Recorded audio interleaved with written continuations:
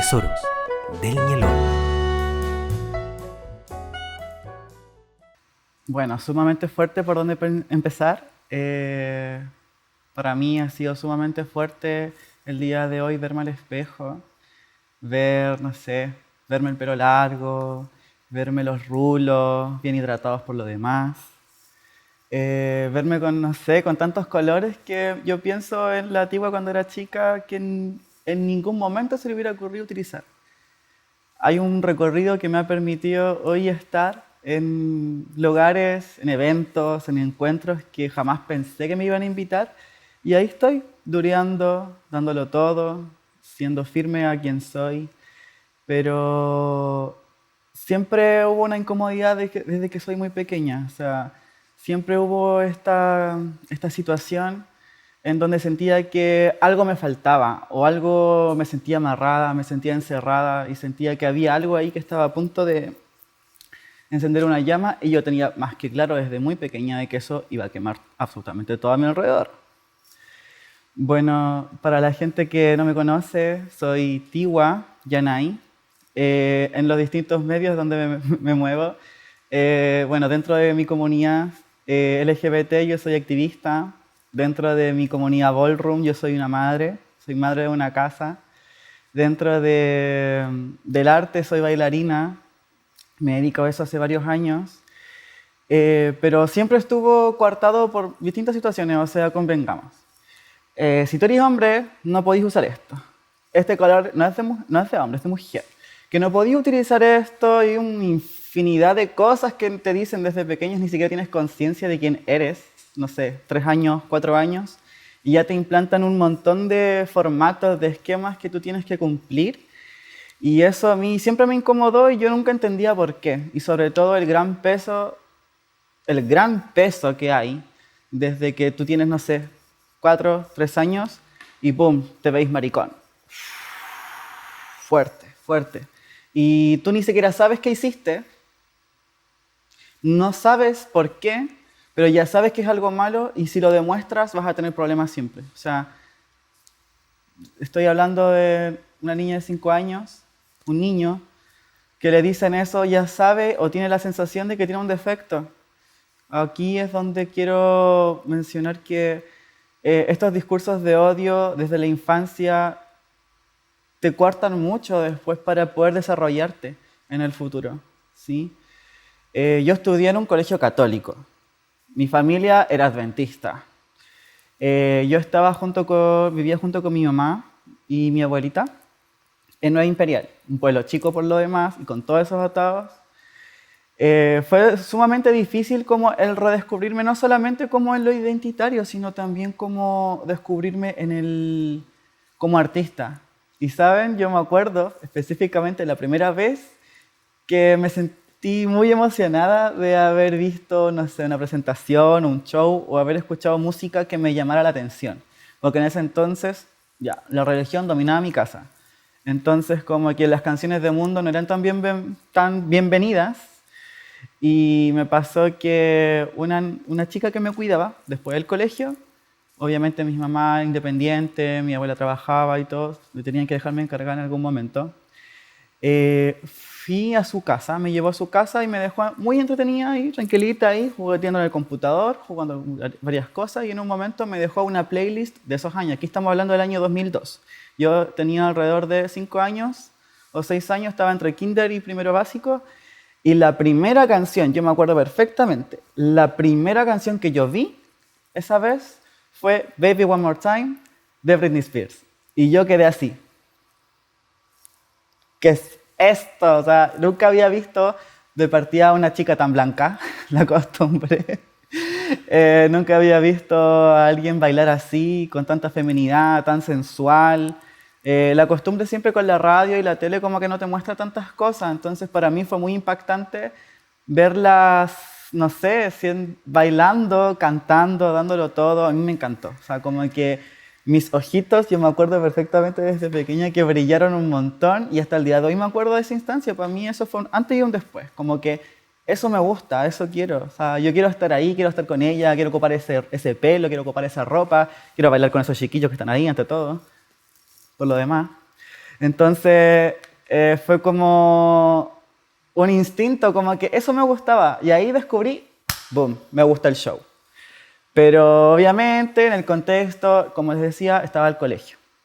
Entonces no podía hacer muchas cosas porque estaba la religión, y eso me duró hasta la enseñanza media, hasta que me cambiaron de colegio por fin, porque yo lloré para que me cambiaran de colegio, porque obviamente sufría de bullying, sufría de comentarios, tanto en el colegio, desde mis profesores, en mi casa constantemente, si bien no me coartaban, pero el comentario homofóbico o ódico en general no faltó.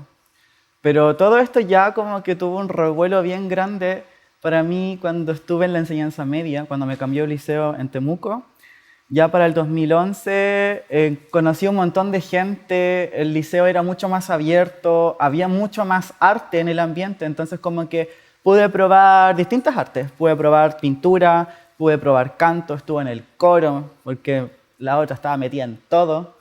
Y tuve muy buenos profesores también que me vieron una persona con talento y me potenciaron, como que me empujaron. Y yo creo que sin ese apoyo yo, francamente, no sé qué hubiera hecho en ese momento.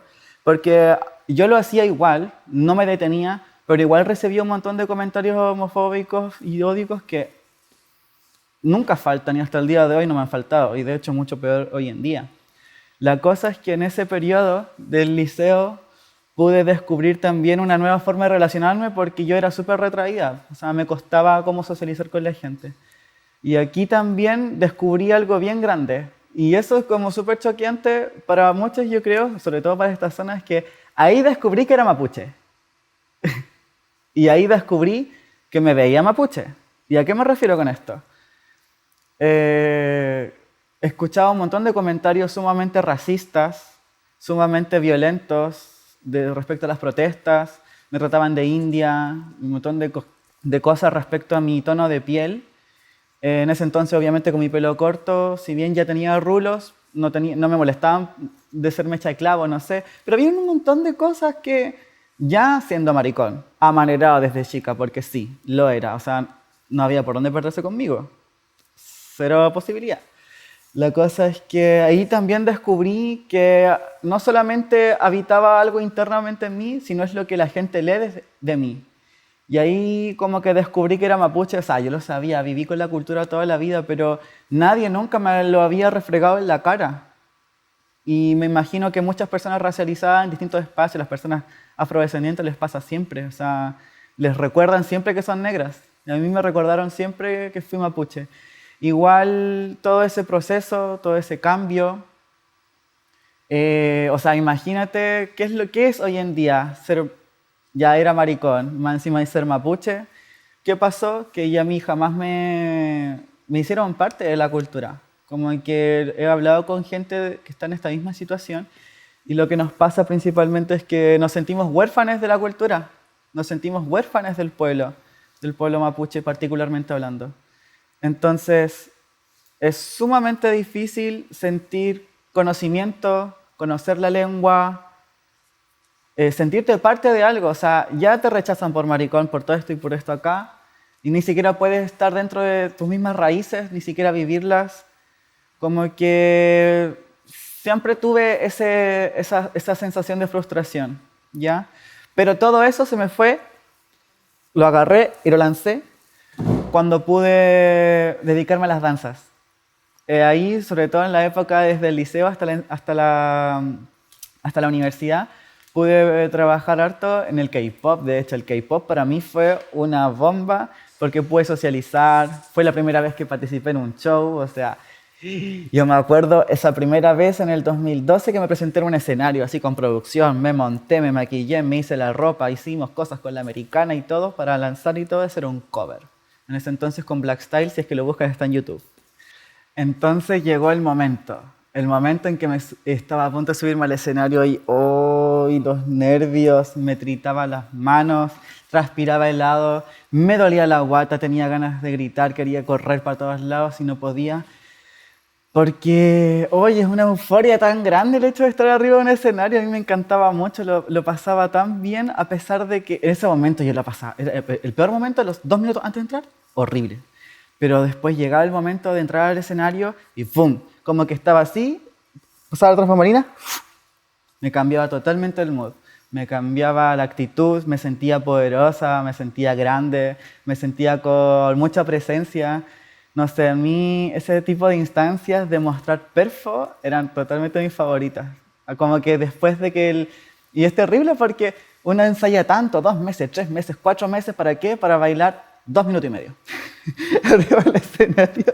Pero que después la sensación gratificante era, no, impagable. O sea, y yo quería dedicarme a eso, y de hecho me dediqué a eso hasta aproximadamente la universidad, y también hice un montón de otras actividades y otras danzas. También descubrí el hip hop y otras cosas como danzas comerciales, otras danzas urbanas, pero aquí es donde cae todo.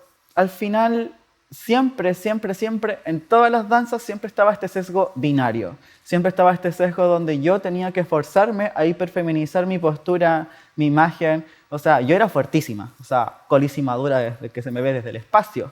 Pero si yo estaba, por ejemplo, ahí a la hora del escenario, tenía que verme un varón. Y eso me molestaba, porque al final siempre tenía que estar fingiendo y eso se me traducía siempre como en todo contexto, como que siempre me decían comentarios homofóbicos de que, no sé, no podía, por ser varón, no podía verme de tal manera y era como, pucha, si esto es arte, si esto es danza, yo debería sentirme libre de hacer lo que quiero. Pero eso no pasó hasta que descubrí esta comunidad que a mí me cambió la vida, que es donde yo me muevo ahora, que es la escena ballroom, donde orgullosa soy de pertenecer y de ser pionera de este territorio de Wallmapu. Ballroom es un espacio donde te permite fluir, donde te permite conocerte, donde es una resistencia que nace desde las personas trans. Yo, cuando fui por primera vez a clases de voguing en Santiago, nunca había visto una tracalada de maricones llenos con crop, con piercing, con colores y cosas que yo jamás... Yo llegué ahí vestida de negro, con buzo y con jockey, o sea, atrapada. Pero a medida que fui descubriendo, me di cuenta de tantas normas que nos limitan, son solamente límites.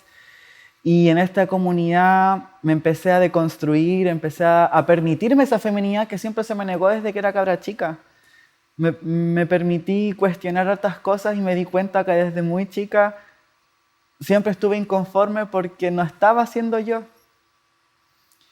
Y es sumamente fuerte darte cuenta cuando ya han pasado 23, 24 años de tu vida y te das cuenta que todo lo que viviste por atrás fue una mentira.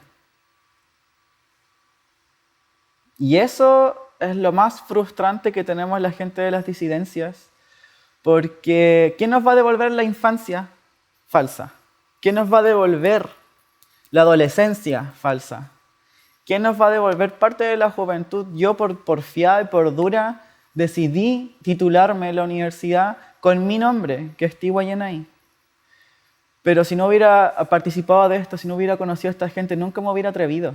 Nunca hubiera tenido referentes, porque no tenía referentes. No conocía travestis antiguas que me enseñaban a ser travesti como tengo ahora.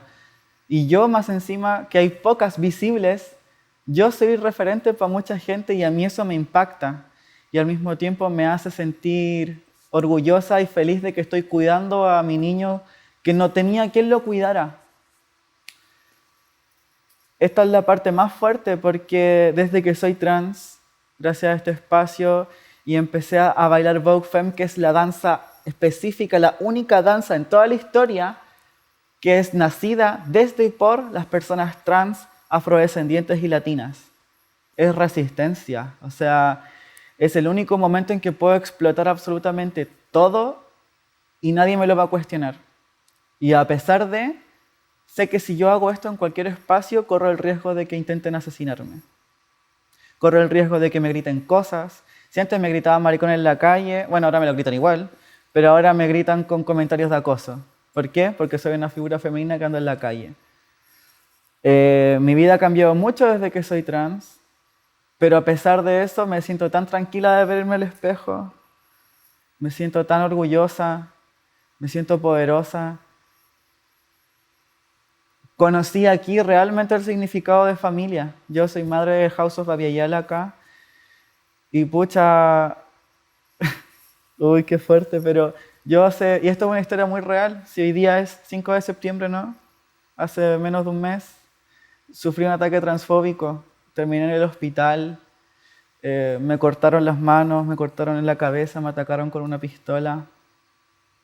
Yo nunca pensé que me iba a pasar eso por ser quien era, y ni siquiera pasó en la calle, pasó en mi propio hogar.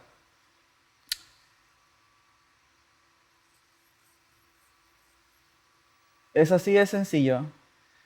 Hay que tener valor para ser una persona trans, para ser quien tú eres. Y desafortunadamente esta sociedad va a seguir así por mucho tiempo. Pero eso no me va a detener, porque yo soy una sobreviviente.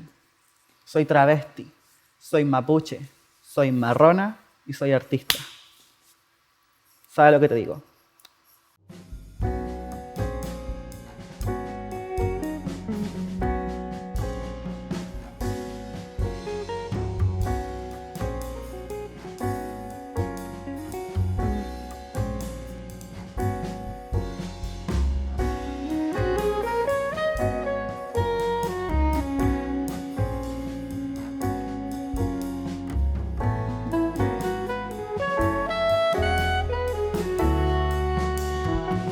Tesoros del Ñelón.